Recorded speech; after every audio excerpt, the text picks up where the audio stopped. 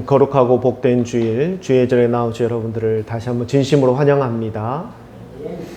오늘 함께 보실 말씀 신약성경 마태복음 13장 51절과 52절 말씀입니다. 마태복음 13장 51절과 52절 말씀을 저와 여러분이 함께 같이 봉독하도록 하겠습니다.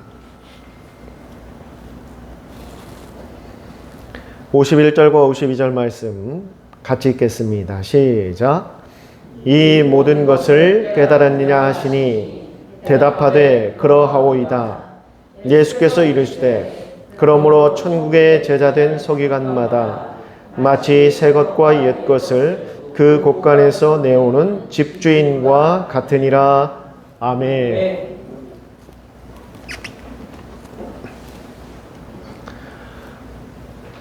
오늘 본문에서 우리 주님께서는 제자들에게 이렇게 물으십니다.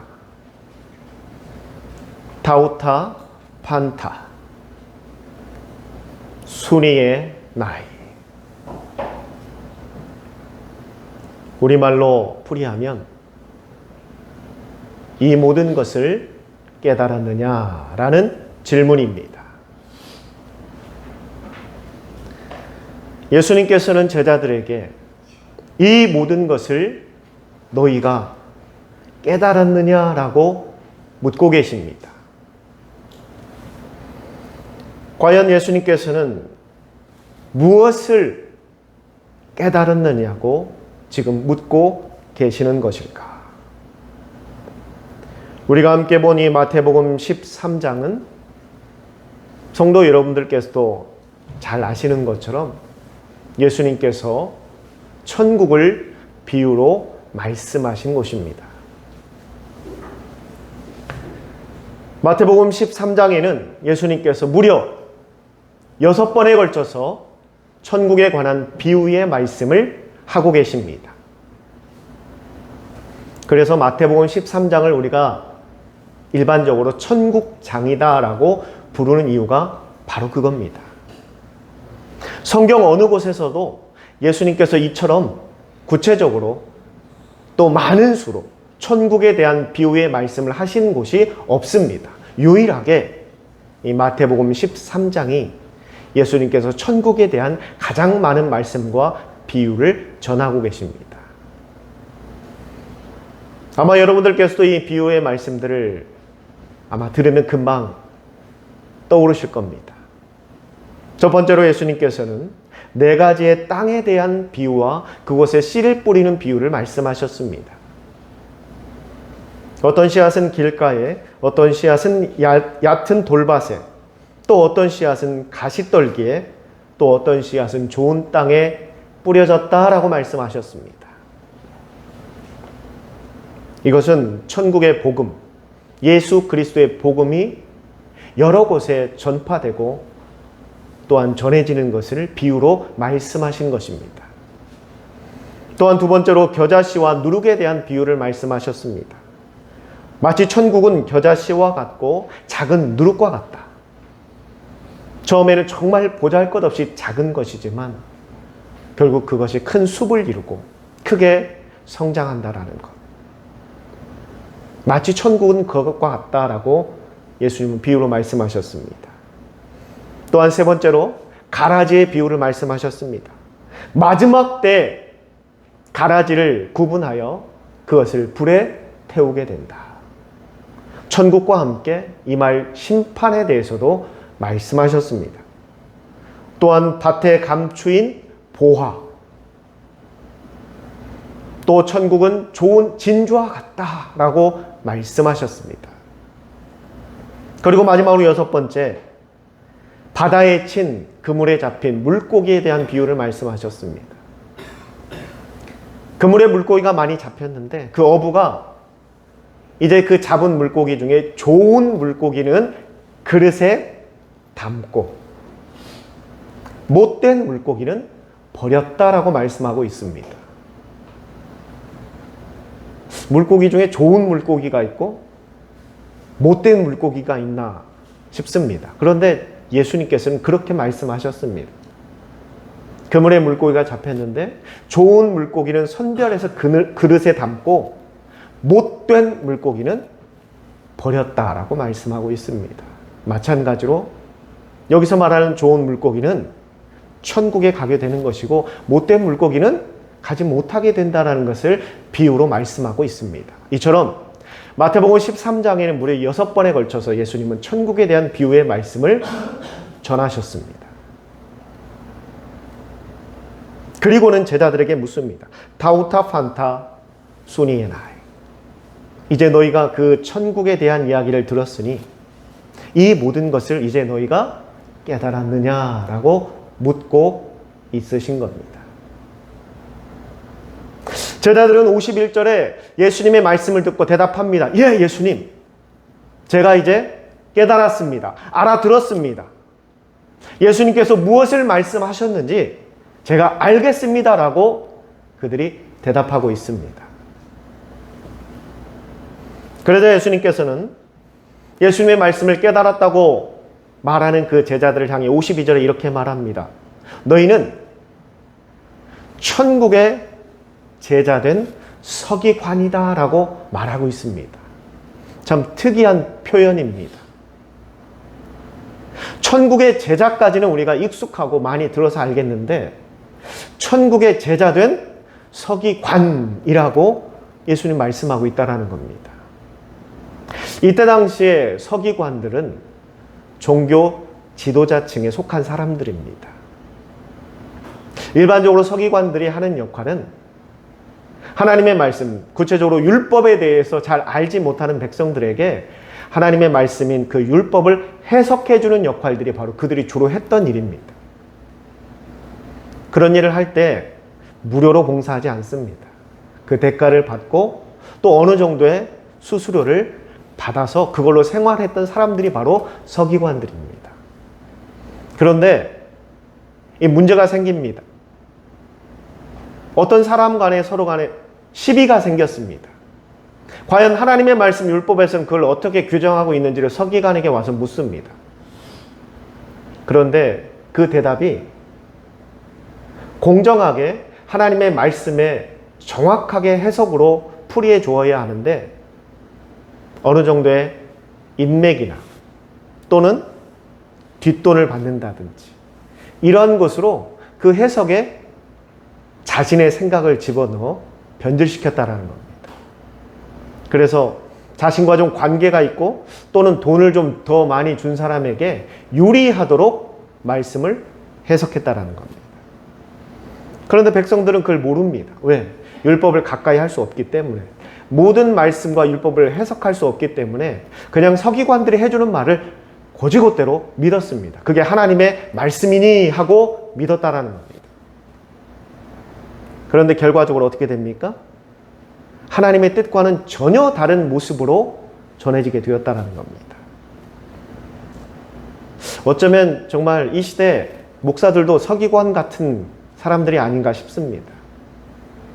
정말 하나님의 말씀을 있는 그대로 가감없이 좌로나 우로나 치우치지 않고 전해야 하는데 목사들도 그렇지 못할 때가 있다는 겁니다.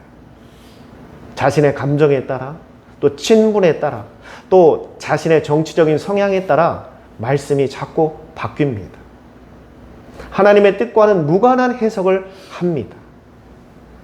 그럼 성도들은 그게 정말 하나님의 뜻인 것으로 곧이곧대로 믿어버립니다. 그리고 심지어 다른 사람들에게 전파합니다. 우리 목사님께서 말씀하셨어. 이게 하나님의 뜻이래. 그러나 여러분, 아닐 때도 있습니다. 하나님의 뜻과 전혀 무관한 해석일 수도 있습니다. 자신의 개인적인 생각과 주장일 수도 있다는 겁니다. 그럼 그걸 우리가 어떻게 구분할 수 있는가? 어떻게 구분하겠습니까? 1차적으로는 한 사람만의 이야기를 듣지 말고 그 말씀에 대한 다른 사람들의 해석도 한번 들어봐야 합니다. 그리고 보편적인 해석이 어떠한지를 한번 살펴봐야 합니다.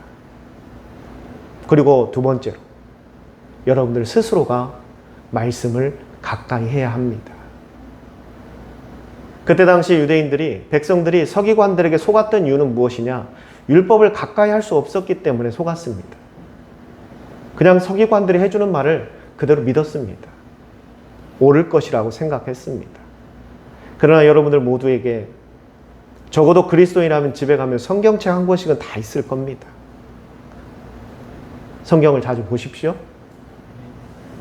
제가 매주마다 항상 토요일이면은 이번 주에 할 본문을 꼭 문자로 보내드립니다.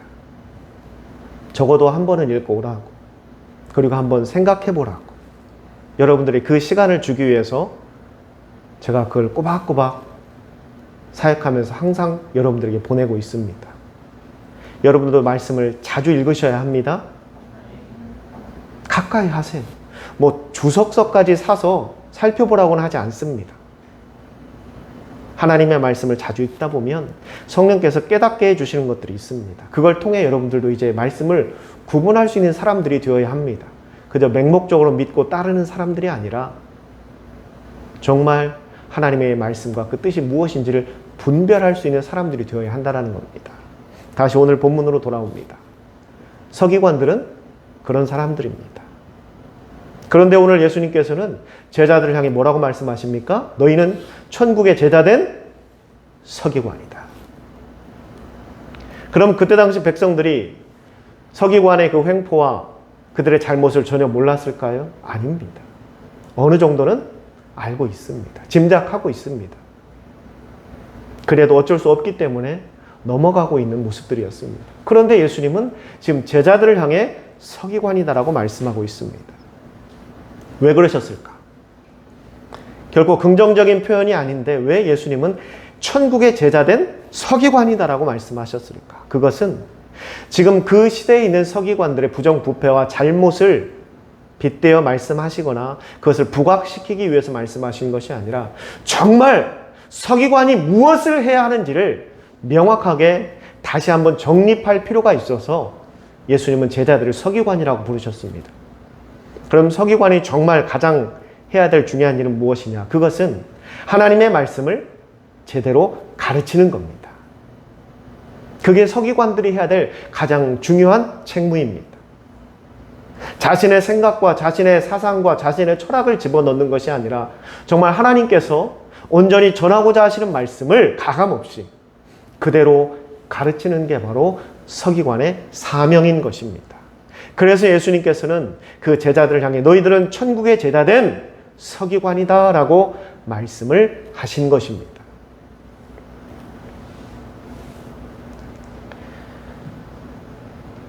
예수님의 의도에 맞추어 오늘 본문 52절을 해석하면 이렇습니다. 천국의 비유를 들은 너희들이 앞으로 이제 세상에 나아가게 될 것이다. 그리고 너희는 사람들에게 내게 들은 그 천국을 소개하고 가르치고 전해야 한다. 지금 그것을 말씀하신 겁니다. 천국을 소개한다라는 것, 천국을 가르친다라는 것, 천국을 전한다라는 것이 좀 생소할 수 있습니다. 그러나 여러분들도 그 천국을 소개하고 가르치고 전하는 것을 자주 하고 있습니다. 그게 바로 무엇이냐? 바로 복음을 전하는 겁니다. 성도 여러분, 천국은 우리가 주님께서 재림하시는 날 우리가 모두 그곳에 가서 영원히 주님과 교제하며 살 우리의 세상이고 우리의 나라이고 우리의 집이고 우리가 돌아갈 본향입니다. 우리 믿는 그리스도인들이 그 생을 마감하게 되고 이제 세상을 떠나게 되면 천국에 가게 됩니다. 그리고 우리는 그곳에서 그리웠던 가족들을 다시 만나게 됩니다. 그런데 천국은 단순히 그러한 의미만 갖고 있는 것이 결코 아니라는 것을 오늘 본문에서 예수님이 말씀하고 있는 겁니다. 여러분, 천국은 한마디로 복음입니다. 복음이 바로 천국의 메시지입니다. 복음이 바로 천국을 안내하는 안내 책자이고 가이드입니다. 예수님께서 너희는 세상에 나아가 서기관들처럼 천국을 소개하고 가르치고 전파하라는 것은 복음을 가르치고 복음을 전하고 복음을 증거하라고 말씀하고 있는 것입니다. 그런데 예수님께서는 그 천국을 소개하는 방법으로 매우 특이한 방법을 제시하고 있습니다. 본문 52절에 뭐라고 말씀하시느냐? 너희가 천국을 소개하되 새 것과 옛 것을 가지고 전하라 라고 말하고 있습니다. 새 것과 옛 것을 가지고 전하라. 참 이해하기 쉽지 않은 말씀입니다. 천국을 전하되 새 것과 옛 것을 가지고 전하라. 예수님 이때 당시 예수님께서 말씀을 전하실 당시에서 새 것과 옛 것은 분명히 명시되어 있습니다. 여기서 말하는 새 것이란 무엇이냐? 지금 예수님께서 하고 계시는 말씀이 바로 새 것입니다. 이때 당시 예수님께서 전하고 있는 말씀이 새 것입니다. 그리고 옛 것은 무엇이냐? 바로 율법을 말하는 것이었습니다. 율법도 그리고 예수님께서 지금 하시는 말씀도 동일하게 하나님의 말씀입니다. 율법도 하나님의 말씀이요. 지금 예수님께서 살아생전에 이 땅에 계실 때 전하신 말씀도 하나님의 말씀입니다. 왜? 예수님이 하나님이시기 때문에. 그래서 그것을 새 것과 옛 것이라고 구분 지은 겁니다. 지금 예수님께서 하고 계신 말씀이 바로 새 것이고, 오래전부터 사람들이 읽고 또한 배우고 학습해왔던 그 말씀이 바로 율법이 옛 것이라는 겁니다. 복음을 전하되 너희는 이 새 것과 옛 것을 함께 같이 전하라는 겁니다. 이제 이해가 되시죠? 물론 이때 당시에는 그렇게 설명하면 이해가 될 겁니다. 그러면 이제 이 시대로 2023년을 살아가는 우리 이 시대로 와서 이렇게 가르친다면 여러분은 어떻게 이해하시겠습니까? 그러면 이제 우리도 율법을 배워야 하는 것인가? 그러나 이 시대에 맞추어 다시 해석을 한다면 우리가 복음을 전할 때 활용해야 될 새 것과 옛 것은 무엇이냐? 그것은 바로 지식과 삶을 말하는 것입니다. 옛 것은 우리가 배운 지식입니다. 복음에 관한 지식들. 그리고 이제 새 것은 그 지식을 받아들인, 그 복음을 받아들인 우리의 삶을 말하는 것입니다. 요한복음에서 예수님을 이렇게 설명합니다. 말씀이 육신이 되어 오셨다라고 말씀하고 있습니다. 할렐루야. 예수님을 설명할 때 말씀이 육신이 되었다라는 겁니다. 여기서 말하는 말씀은 율법을 이야기하는 거예요. 그때 당시에는 신약, 구약, 성경이 없을 때입니다. 그때 당시 유일하게 말씀이라고 하면 모세 오경만을 이야기하고 있는 거예요. 그 옛것, 그 율법, 그 모세 오경이 육신이 되어 왔다라는 겁니다.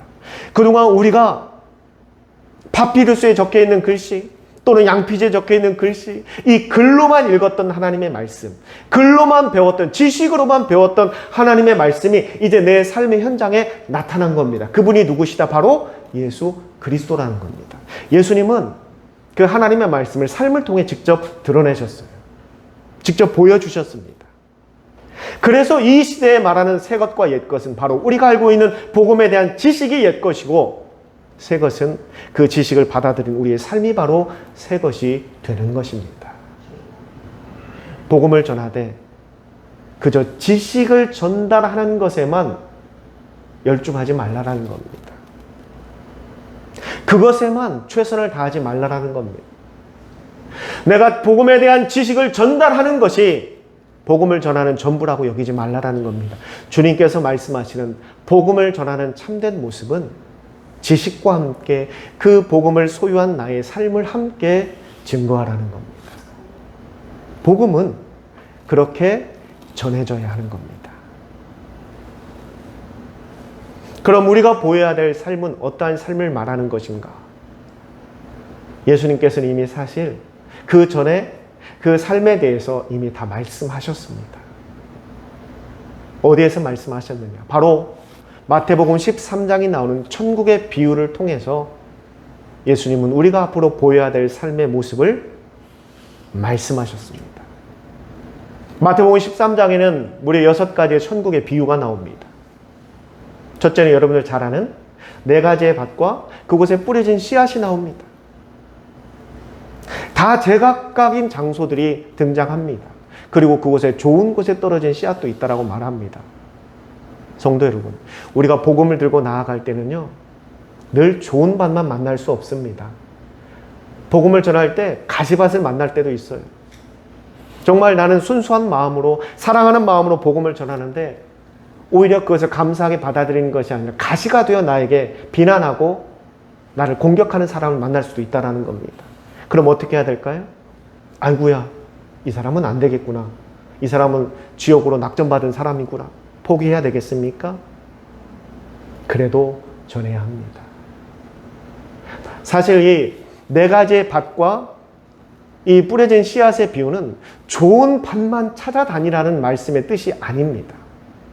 우리가 어디에다 복음을 뿌리고 그 씨앗을 뿌리든 그 밭이 어떠한 밭이든 꾸준히 계속해서 복음을 전하라는 겁니다. 항상 우리가 좋은 밭만 만날 수 없다라는 것을 가르치고 있는 겁니다.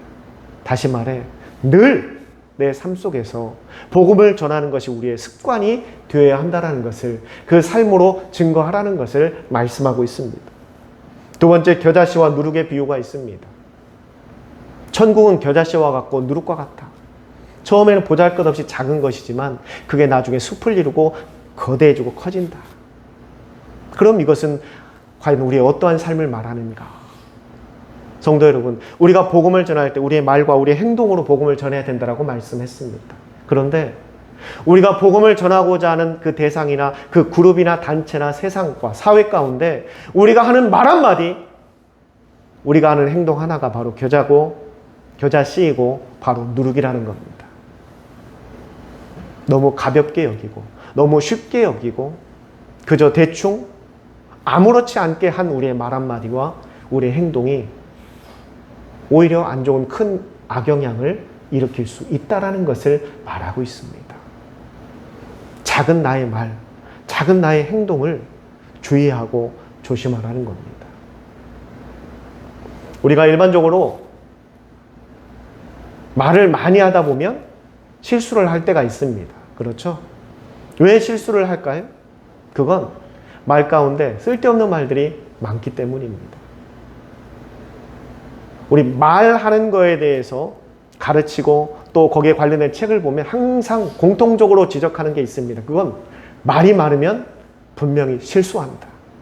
그 말 가운데는 쓸데없는 말들이 많다라는 겁니다. 또 그런 사람들의 공통점을 보면은요, 어떤 말이든 그 말에 자꾸 참여하려고 합니다. 토론 의식이 강해서 그런지 모르겠는데 굳이 참여하지 않아도 될 말까지 참여합니다. 좋은 표현으로 참여한다라고 말하는 거고요. 여러분들이 쉽게 이해하기 위해서 나선다라는 겁니다. 굳이 이 대목에서 이 대화 가운데 나의 해답이 필요 없는데도 그 해답을 자꾸 주려고 합니다. 거기에 관여합니다. 나섭니다. 그리고 내 주장을, 내 생각을 그냥 쏟아붓습니다. 그런데 여러분, 그 생각이 틀릴 수도 있습니다. 정답이 아닐 수도 있어요. 맞지 않는 정보일 수도 있습니다. 그래서 실수하게 되는 겁니다. 그래서 누군가와 대화할 때 정말 나에게 해답을 요구한다면, 그리고 그 해답에 대한 정확한 답을 알고 있다면 이야기해 주셔도 됩니다. 그러나 나에게 해답을 원하는 질문이 아닌 것에 굳이 참여하지 마십시오. 그러면 분명히 실수합니다. 그것뿐만이 아니라 우리가 누군가를 만나 대화하고 이야기할 때 내가 하는 말, 내가 하는 행동 하나가 그 사람에게 천국을 전할 수도 있고 아니면 복음을 받아들이는 것을 막는 그런 빌미를 제공할 수 있다는 것을 우리가 꼭 기억해야 한다는 겁니다. 그리고 가라지의 비유가 있습니다. 마지막 때가 되면 그 주인이 가라지를 구분하여 불에 태워버린다. 이것은 여섯 번째 비유하고도 서로 맞물리는 비유입니다. 여섯 번째 비유가 뭡니까? 물고기를 잡기 위해 그물을 던졌습니다. 그 그물에 많은 물고기가 잡혔어요. 그런데 어부가 그것을 일일이 선별한다라는 겁니다. 이건 매우 참 중요한 대목입니다. 성도 여러분, 잘 들으시기 바랍니다. 그물에 잡혔다고 해서 다 주인이 그릇에 담아가지 않는다라는 겁니다. 예수님은 그걸 마지막 비유로 말씀하셨어요. 이건 매우 무거운 이야기입니다. 가볍게 들어서는 절대 안 되는 말씀입니다. 분명히 그물에 물고기가 다 들어왔는데도 예수님은 다 가져가지 않겠다고 말씀하십니다. 그 중에 좋은 물고기만 선별하겠다고 말씀하시고 못된 물고기는 다 버려버리겠다는 겁니다. 성도 여러분, 나는 분명히 예수님의 그물에 들어간 물고기야 라고 생각하시는 분들이 있을 겁니다. 그런데 그 물고기가 다 그릇에 담기는 게 아닙니다. 제가 전에도 여러 번 여러분들에게 설교했죠.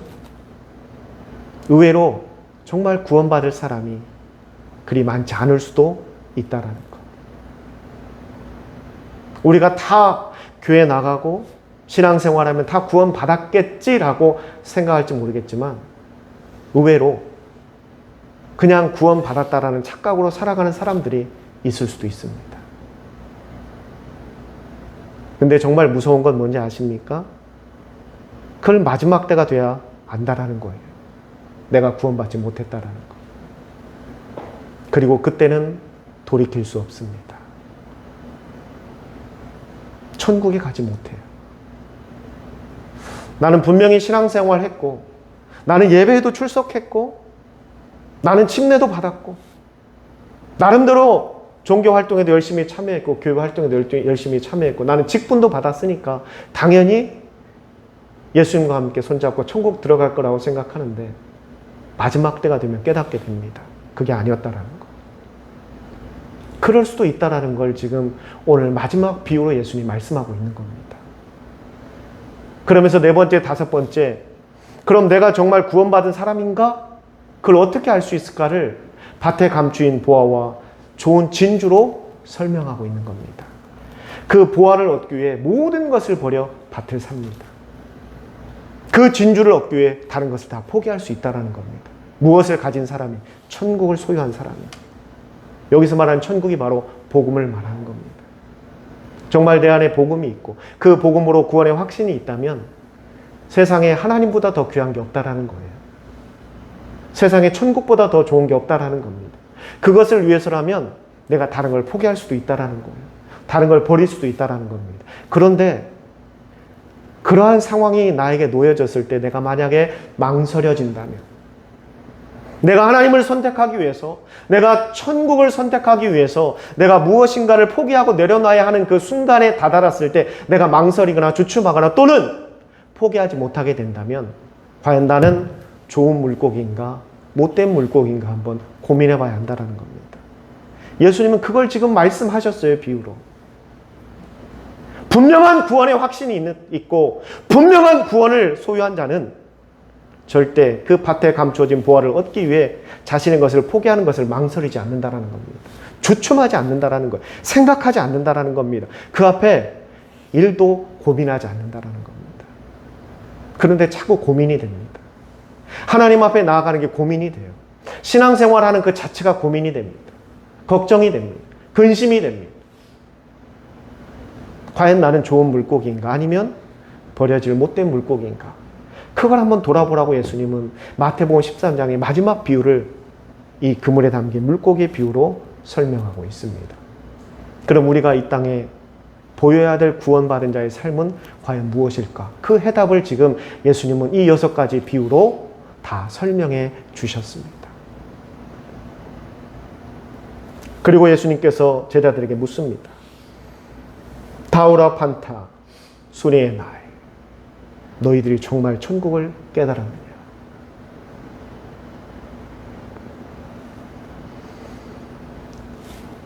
그 물음에 제자들은 너무나도 가볍게 깨달았다라고 응답하고 있습니다. 성도 여러분, 사실 이 질문은 지금 저와 여러분에게 하고 있는 겁니다. 정말 천국이 무엇인지, 구원받는 게 무엇인지, 그 복음의 참 뜻을 너희가 깨닫고 있느냐? 지식으로만 깨닫고 있는 것은 아니냐? 정말 그것이 너의 것이고 천국이 너의 것이고 구원이 너의 것이고 그 구원에 분명한 확신이 있고 내 안에 예수 그리스도가 계시다면 그 삶 속에 그것을 드러내라는 겁니다. 그 앞에 고민하지 말고 드러내라는 겁니다. 지금 예수님께서는 그것을 말씀하고 있는 것이고 그것을 깨달았냐고 지금 저와 여러분에게 묻고 계십니다. 그런데 예수님은 이미 제자들이 너무나 쉽고 가볍게 예, 예수님 제가 다 알고 있고요. 다 믿고 있고요. 깨달았습니다라고 대답할 그들을 향해 이미 마태복음 13장 14절과 15절에 그들의 상태를 이렇게 설명하셨습니다. 이건 이사야의 말씀을 예수님께서 인용해서 말씀하신 겁니다. 예수님께서 말씀하시길 너희가 듣기는 들어도 깨닫지 못하고 보기는 보아도 알지 못한다. 너희가 왜 그런지 아느냐. 그 이유까지 예수님이 말씀하셨습니다. 그것은 너희의 마음이 완악하고 귀는 둔하고 눈은 감아버렸다. 그것은 눈으로 보고 귀로 듣고 마음으로 깨달아 너의 삶이 혹여나 변화될까 두려워함이라. 이미 이사야 선지자가 했던 말이고 그것을 예수님이 그대로 인용해서 제자들에게 전했습니다. 내가 너희들과 그렇게 같이 다니면서 천국에 대해서 복음에 대해서 그게 얼마나 귀한 것이고 세상에 그 무엇으로도 바꿀 수 없는 가장 값진 은혜임을 가르쳤고 전했고 보여주었는데 너희는 들으려 하지 않았다. 보려고 하지 않았고 그걸 알려고 하지도 않았다. 그 이유는 너희들의 마음이 완악하고 귀가 닫혔고 눈을 감아버렸다. 혹여나 그것 때문에 지금 너희들이 누리고 있는 삶의 변화가 생길까 봐 그것을 두려워함이라. 저는 이 말씀을 보면서 저 스스로도 너무나 회개를 많이 했고 지금 이 시대의 많은 그리스도인들의 모습을 예수님이 정확하게 진단했다라고 저는 봅니다. 우리는 주님을 믿고 구원받은 천국의 백성이라고 이야기합니다. 그러나 내가 천국의 백성됨은 감사해 하지만 천국의 백성된 자의 삶이 어떠해야 되는지는 들으려 하지 않습니다. 내가 구원받은 것은 너무나 기쁜 일이지만 구원받은 자가 어떻게 살아야 하는지는 보려고 하지 않습니다. 나에게 영생이 있음이 너무나 값진 선물임을 알지만 영생이 있는 자가 어떠한 인생을 살아야 하는지를 들으려 하지 않습니다. 예수님은 지금 그것을 이야기하고 있습니다. 왜 너희가 보려고 하지 않고 들으려 하지 않고 마음에 새기려 하지 않는가? 그것은 혹여라도 내가 지금 누리고 있는 나의 삶에 조금이라도 변화가 생길까 봐. 그것 때문에 너희가 지금 망설이는 것이다. 성도 여러분, 저는 목사로서 여러분에게 단호하게 말씀드립니다. 구원은 생각으로 받는 게 아닙니다. 신념으로 받는 것도 아니고 교회 출석 도장으로 받는 것도 아닙니다. 물론 직분으로 받는 것도 아닙니다. 내가 얼마나 교회에 많이 헌신하고 내가 얼마나 교회에 많이 헌물했는가로 받는 것도 아닙니다. 구원은 나의 삶을 통해 증명되는 겁니다. 내가 이 천국 보화를 얻기 위해 내 이 복음의 진주를 얻기 위해 과연 나는 무엇까지 희생할 수 있는가? 망설이지 않고 고민하지 않고 그 천국을 위해 복음을 위해 버릴 수 있는가? 그게 바로 그 답이 바로 내가 구원 받았는지가 증명되는 겁니다. 마지막 때 주님은 분명히 말씀하셨습니다. 그물에 들어왔다고 다 그릇에 가져가는 게 아니다. 좋은 물고기만 선별해서 내가 가져가겠다. 가라지는 그 쭉정이는 다 불에 태우리라. 오늘의 이 말씀을 여러분들 꼭 깨닫고 새겨 들으시기를 바랍니다.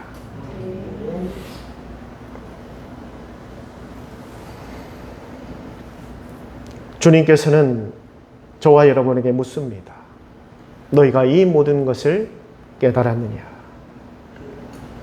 저는 오늘 설교의 마지막을 세겜에서 이제 12지파를 다 나누어 흩어지게 될 그 이스라엘 백성들을 바라보며 여호수아가 마지막으로 선언했던 말씀으로 오늘의 말씀을 마무리하고자 합니다.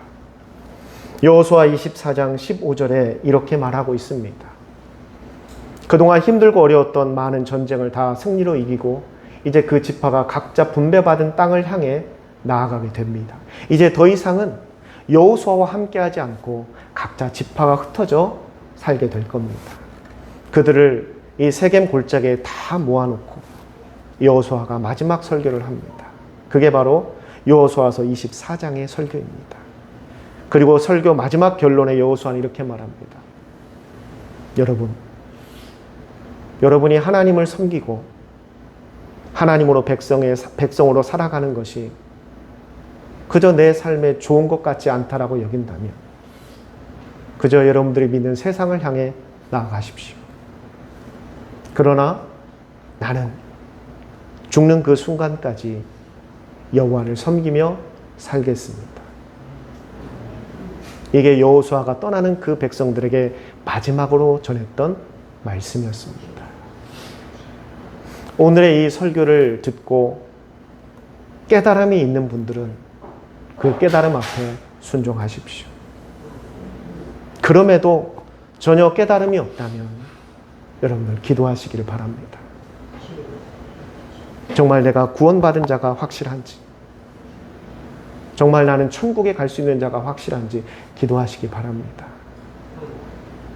세상의 그 어떠한 고민보다 가장 귀한 고민이고 가치 있는 고민이고 값진 고민입니다. 저는 여러분들이 현명한 선택을 하여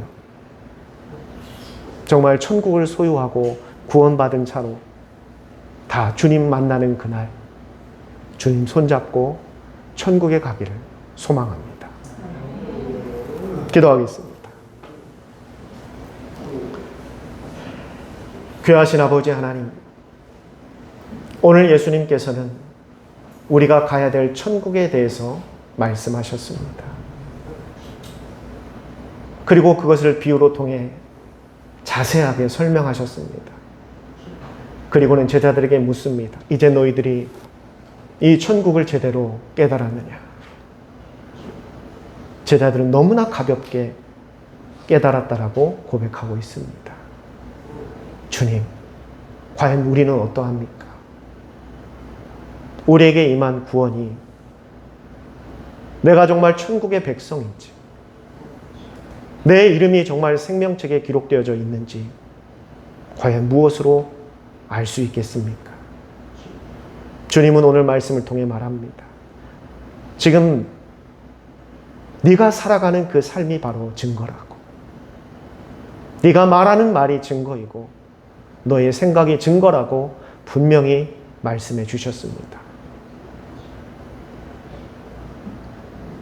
내가 구원받은 것이 확실한데, 나는 그렇게 믿고 있는데 과연 나는 지금 무엇을 생각하고 있고 무엇을 향해 가고 있고 무엇을 바라보고 있는지 돌아보는 시간이 되게 하여 주시옵소서.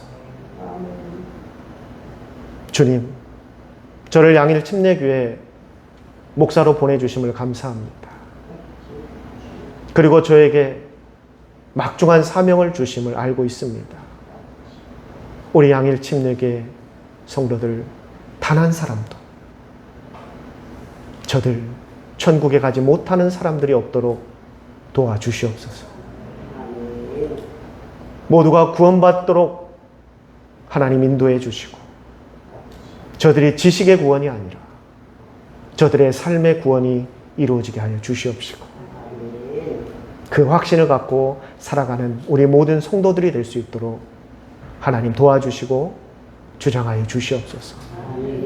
오늘의 이 예수님의 물음 앞에 저들이 정말 가벼이 대답하는 것이 아니라 입술로 대답하는 것이 아니라 저들이 앞으로 살아갈 삶으로 대답할 수 있게 하여 주시고 그 대답을 통해 우리 주님께 칭찬받는 우리 모든 성도들 되게 하여 주시옵소서. 이 모든 것 살아계신 예수님의 이름으로 감사하며 기도 드리옵니다. 아멘.